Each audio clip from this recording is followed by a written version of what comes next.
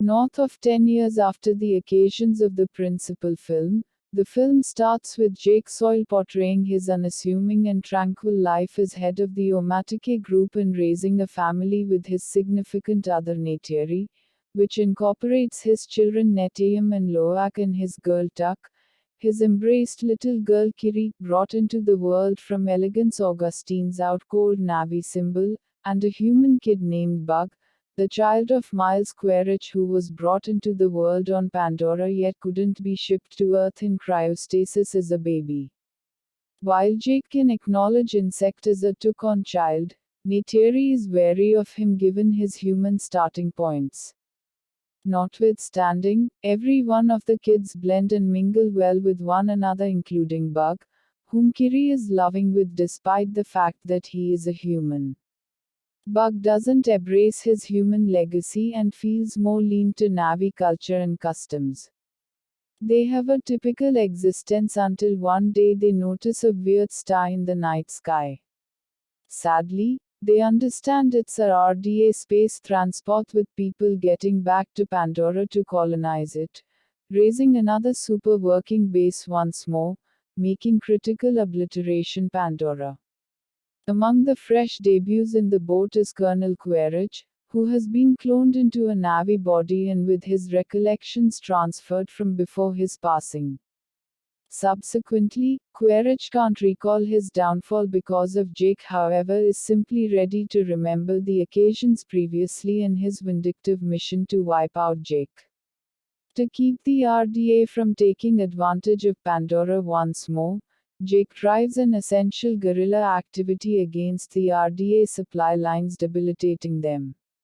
In one of the tasks, Lo'ak, who ignores Neteyam and is anxious to show what him can do as a Navy champion, attempts to help Jake in fight yet is injured.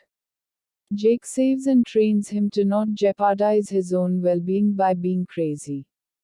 That evening, while at the same time keeping an eye on his injuries, Neytiri tranquilly reminds Jake to be not excessively unforgiving with Lo'ak, to which Jake communicates his anxiety as a dad for the security of his kids.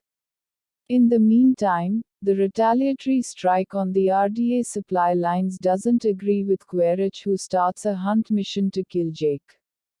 During a lively endeavor, Jake's youngsters alongside insect investigate further into the rainforest. Unbeknownst to them, Quaritch and his group are in the area investigating the site where Quaritch finds his human remaining parts. A perceptive Lo'ak sees their presence and rapidly illuminates Jake. A conflict results and Quaritch's crew catches Jake's kids.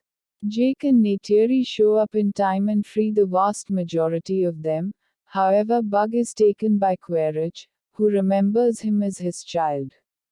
On board the boat, the RDA attempts to constrain data about Jake from Bug, whom declines. Evolving methodology, Quaritch tends to Bug as his child and furthermore to make sense of more about the Navy in return for his opportunity on his side. In spite of the fact that unagreeable and ignorant about Quaritch's real mission, Bug shows Quaritch Navy culture. Quaritch is additionally effectively ready to tame an Ikran flying animal as his vehicle.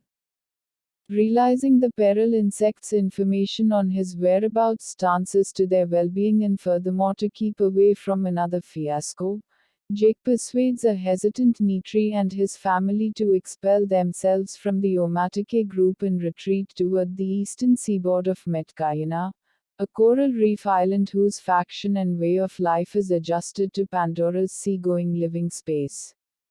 Jake gives his central mantle to his replacement and passes on altogether to Metkayana. Once showed up, they are welcomed by the faction boss Tonavari and his better half Ronal, who is far-fetched of them at first. Be that as it may, Jake makes sense of their circumstance and they are consented to remain and given cover. Despite the fact that a few tribesmen scorn Jake and his youngsters for their hereditary human legacy, the family learns the methods of the reef individuals, gaining the appreciation of them. Kiri is entranced with the oceanic existence of Neteyam and fosters an otherworldly bond with the ocean and its animals, while Lo'ak gets to know Sireya, the little girl of family boss Tonavari and his better half Ronal. While adjusting to their new climate, Lo'ak gets into a battle with Sireya's sibling Oning when he pokes an unrefined fun at Kiri and him of their blended human genealogy. Jake reproves his child for his way of behaving. At Jake's demand, Lo'ak gets back to apologize to Oning and his companions. Notwithstanding, they tempt him to an excursion into the region of a perilous ocean hunter, the Akula, and leave him abandoned in retribution. The Akula attempts to go after Lo'ak. In any case, Lo'ak is saved by and gets to know Paikan, a tulkun, a shrewd and pacifistic cetacean species whom the Neteyam think about their profound family.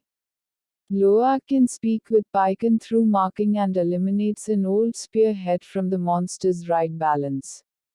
Upon his revisitation of Neteyam, boss Tonavari, who became mindful of Oning's deceiving of Lo'ak, requests that the previous apologize to Lo'ak. Notwithstanding, Lo'ak assumes the fault himself, winning Oning's kinship. He is additionally informed that Paikan is an outsider among his species.